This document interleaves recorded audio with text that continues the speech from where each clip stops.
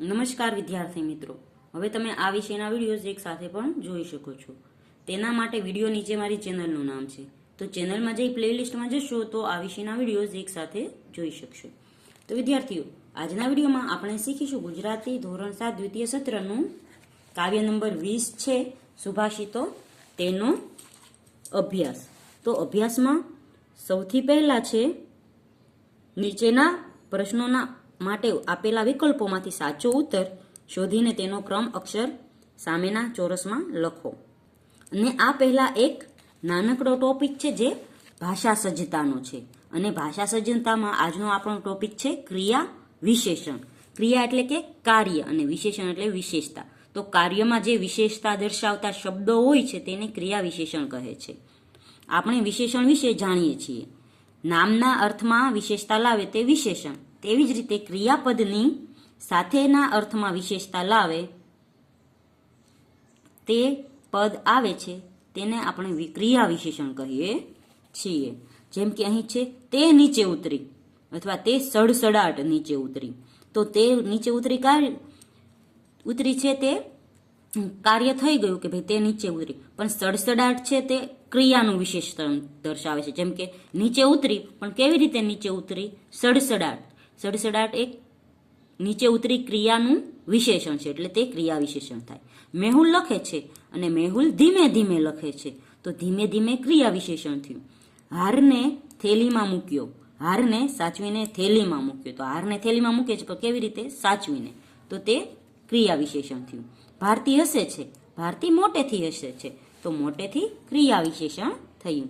આશા દોડે છે, આશા ઝડપથી દોડે છે.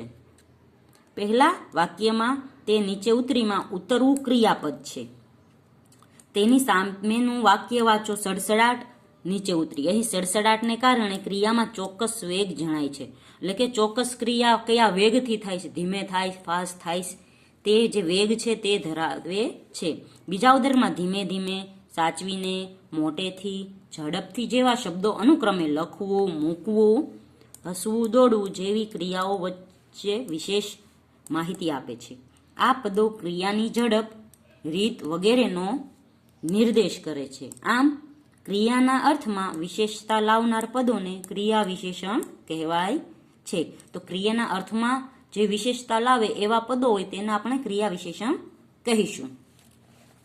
હવે અહીં આપણે જોયું હતું પહેલો પ્રશ્ન, તેમાં પહેલો પ્રશ્ન છે રાવી પાઠકનું તખલ્લુસ શું છે? તો રાવી પાઠકનું તખલ્લુસ છે શેષ.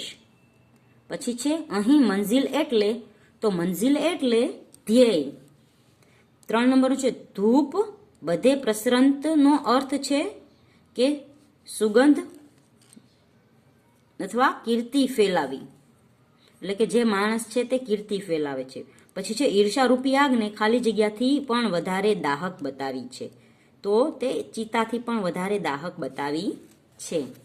આગળનો પ્રશ્ન છે નીચેના દરેક પ્રશ્નનો એક એક વાક્યમાં ઉત્તર આપો. તો પહેલો પ્રશ્ન છે કવિ કેવા શૂરવીરને શાબાશી આપે છે? તો કવિ એવા શૂરવીરને શાબાશી આપે છે જે દાન આપવામાં, જંગમાં ઝઝૂમવામાં તેમજ જગતની નિંદા સહેવામાં એકલા રહે છે. 2 નંબરનો પ્રશ્ન છે સાચો દાતા કોણ છે? તો તેનો જવાબ છે જે દાન આપતી વખતે ક્યારેય યાચકની જાત જોતો નથી તે સાચો દાતા છે. 3 નંબરનું છે ડાળીઓ ક્યારે નમી જાય છે?